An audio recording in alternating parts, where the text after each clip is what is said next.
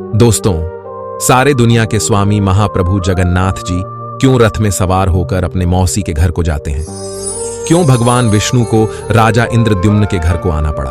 और आखिर क्यों राजा इंद्रद्युम्न अपने खुद के वंश को नाश करने की वरदान मांगे?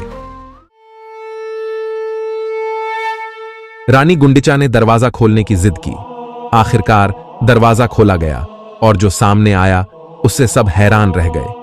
बूढ़े बढ़ई के रूप में भगवान विश्वकर्मा 3 अधूरी मूर्तियां छोड़कर गायब हो गए। राजा इंद्रद्युम्न को यह देखकर बहुत दुख हुआ, क्योंकि उन्होंने भगवान बूढ़े बढ़ाई की बात नहीं मानी थी और शर्त तोड़ दी थी। सारी रात राजा और रानी भगवान से मार्गदर्शन के लिए प्रार्थना करते रहे। अपने प्रिय भक्त की ऐसी दयनीय स्थिति देखकर भगवान उनके सामने प्रकट हुए।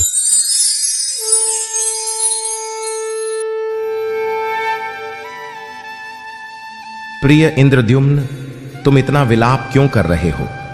मेरी इच्छा थी कि मेरी पूजा इसी मूर्ति में हो। मुझे या मेरे भाई बहनों को अधूरा मत समझो। और क्या तुम जानते हो कि मैंने तुम्हें जो वास्तुकार नियुक्त किया था वह कौन था? वह स्वयं विश्वकर्मा थे। हे राजन, मेरी मूर्ति तुरंत स्थापित करो। मैं यह भी घोषणा करने आया हूं कि पुरी में आप जो मंदिर बनवाएंगे वह दुनिया के सबसे पवित्र स्थानों में से एक होगा। 4 धामों में से एक सबसे महत्वपूर्ण स्थान होगा। इस मंदिर में मेरी सबसे बेशकीमती संपत्ति, मेरा हृदय निवास करेगा। आपके प्रति मेरी भक्ति और प्रेम के कारण आपको हमेशा मेरी उपस्थिति का एहसास होगा।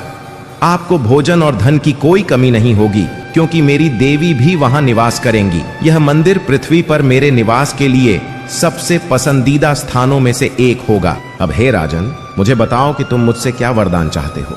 यह सुनकर राजा और रानी हैरान रह गए। राजा ने कहा, हे प्रभु, मैं आपसे और क्या मांगू, जब ब्रह्मांड के स्वामी जगन्नाथ मेरे घर पर हैं।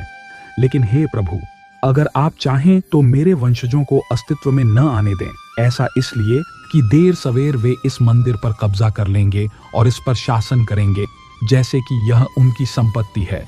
मैं चाहता हूं कि आप जगन्नाथ बने सभी के भगवान, और सिर्फ मेरे परिवार के भगवान न बने। इसीलिए हे प्रभु, मुझे कोई संतान न हो, ताकि आप पृथ्वी पर सभी जीवों को लाभान्वित कर सकें। यह सुनकर रानी गुंडिचा बहुत दुखी हुई और राजा पर क्रोधित हो गई। उन्होंने भगवान से कहा, मेरे प्रभु, अगर हमारे कोई संतान नहीं होगी तो भविष्य में हमारा परिवार कैसे रहेगा? इस भूमि और इसके लोगों पर शासन करने वाला कोई नहीं होगा। राजा के बिना राज्य कैसे चल सकता है? जब हम बूढ़े हो जाएंगे तो हमारी देखभाल कौन करेगा? हम किसे प्यार करेंगे और अपनी बाहों में किसे झुलाएंगे? जब हम बीमार होंगे तो हमसे मिलने कौन आएगा?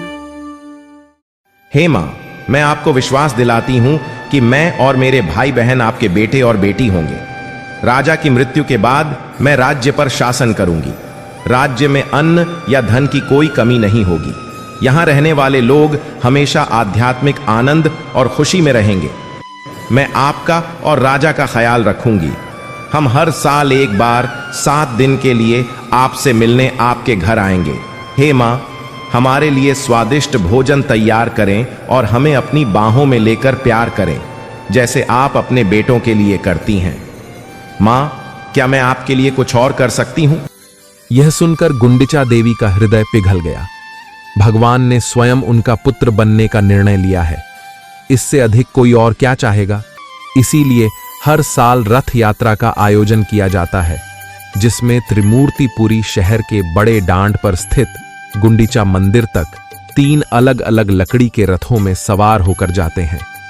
भगवान अपने भाई बलभद्र और बहन सुभद्रा के साथ बहुत खुश होकर फूलों और चंदन से सजे रथों में 7 दिनों के लिए अपनी मौसी गुंडिचा देवी के पास जाते हैं। दुनिया भर से लोग त्रिमूर्ति की एक झलक पाने और पवित्र रथ की रस्सी को अपनी ओर खींचने के लिए आते हैं। गुंडिचा मंदिर में उन्हें स्वादिष्ट भोजन और ढेर सारा प्यार और भक्ति का अनुभव कराया जाता है। इसी वजह से रथ यात्रा को गुंडिचा रथ यात्रा के नाम से भी जाना जाता है। जय जगन्नाथ।